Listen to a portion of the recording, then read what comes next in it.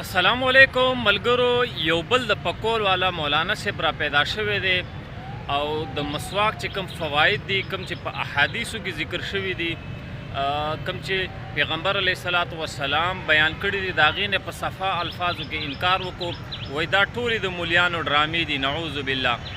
ملګرو، د مسواک په باره کې د حضرت مولانا شیخ ادریس صاحب دا خبرې واورئ.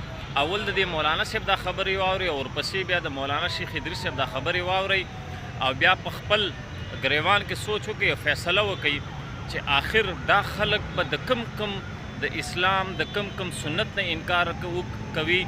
ځکه چې نن یو بل سنت له هم چوټي ورکړه. مسواک چې د پیغمبر علیه الصلاۃ والسلام سنت دی او د دې ډیر زیات فواید دي او په دې باندې ډیر زیات ریسرچونه اوس وخت کې ساينس کړي دي چې دا د ډیرو بیماریانو علاج دی.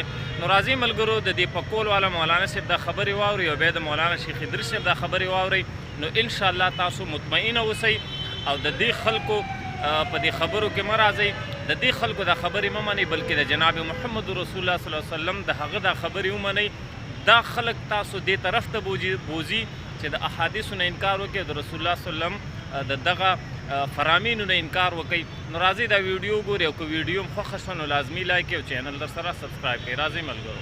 که تاسو خیال کړی وي د بعضې جوماتونو کې یو پوسټر لګېدلی وي او د مسواک یو تصویر هم ورباندې وي او د هغې لاندې د مسواک څومره فواید لیکل شوي، تر دې پورې د مسواک فواید لیکل شوي چې کوم سړی مسواک استعمالوي، وی مسواک استعمالول د اویاو مرضونو علاج دی. دا به مو اورېدلي که دروغ وی؟ نو مسواک چې د اویاو مرضونو علاج وی په معاشره کې بې بنیارانې وی، دا د مولیانو رنګ روغن دی. دا خبره چرته هم د الله پیغمبر نه ده کړې چې چا مسواک استعمالوه نو د اویاو مرضونو علاج دی. دا ټولې دروغ خبرې. مسواک خشی مسواک مگه د حضور پاک مبارک خیری عمل مسواکو. بی بی عائشہ صدیقہ فرمائی وی زما سینې ته ډډه والې وه او دې کې زما رور راغی عبدالرحمن و بیده سواک لاس کې مسواک.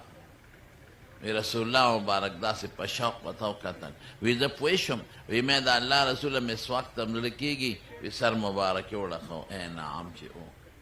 وی ما هغه ته وی عبدالرحمن مسواک را وی ری کړ. نو وی لږ کلکو. ما وی الینه لک یا رسول الله، نرم یې کم. وی سر مبارک یې وړخو چې او. وی مسواک مې راواغېست، په خوله کې مې پیچکونه ولګول، نرم مې کړ، پوست شو. وی حضور پاک مبارک له مې ورکړ. وی قسم دې داسې ښکلې مسواک یې ومږه چې داسې مسواک یې په ژوند کې چېرته نه ومږلې. بیا ما له واپس راکړ. بی بی عایشه څونه هوښیاره ده. وی ما زر په خپله خوله کې ووو. وی زه هغه بختوره بیبیم چې اخر وخت کې زما د حضور پاک مبارک لاړې خدای یو ځای کړي. زما مګلې مسواک هغې ومږه او د هغوی ما او یې بس دې نه پس روح لاړ د دې دنیا نه بلې جهان ته سفر وکړ. نو د پیغمبر مبارک به مسواک وخو ډېر زیات به مسواک مږه. و بیبي عایشه وی وی دومره مسواک به مږه چې وی ما وی ځان نه غاښونه ونه باسي. مسواک کې ډېرې زیاتې فایدې دي، ډېرې. غاښونه صفا کوي او نسوار غاښونه خیرنی. مسواک غاښونه سپینی، نسوار یې خړی. مسواک اوری مضبوطی، نسوار اوری کچکی. مسواک د خولې بوی ختمی، بدبویي، او نسوار د خولې بدبویي پیدا کوي. مسواک کې به د لاړه پاکی نو د خېټې ته به صفا لاړه ځي او نسوارو کې به د لاړه ګنده شي نو خېټې ته به خرابه لاړه ځي. نو ګوره د مسواک مقابل شی د ځان به ترې ساتئ. ښه شی نه دی. زمونږ طالبان یم چې یوازې عوام نه. ما یو ځل په درس کې وی مې قرآن شریف کې الله فرمایي ولکم فیها ما تشتهی انفسکم ولکم فیها ما تدعون، چې جنت کې څه غواړئ خدای به یې درکوي او چې پړه کې د څه تېرېږي الله به یې درکوي. یو طالب را پسې چټ راولېږي وي نسوار به پکې میلاویږي که نه؟ ما یې نه، په جنت کې نسوار نه میلاویږي او نه په جنت کې د نسوارو ډبلی شته او نه پکې تماکو شته او نه پکې ایره شته.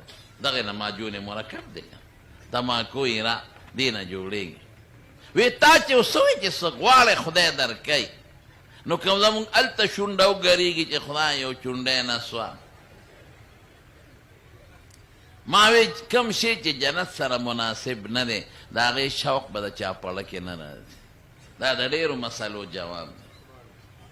شوق کم سیز سره چا دا خو به ډېر خلک غواړي یاره که بیا د تنګي ته لاړم دا خپلې لارې کوڅې مې ولیدې تنګې منګې به نه دا شوق به نه راځي. او خشتا لکان به د خلکو خدمت کوي کانهن الیاقوت والمرجان خو د چا په نیت کې به د هغوی ته غلط سوچ نه راځي. پردی ښځې کتو ته به د چا شوق او سوچ نه راځي چې کوم څیز جنت سره مناسب نه دی هغه بلکل د چا اړه کې نه راځي.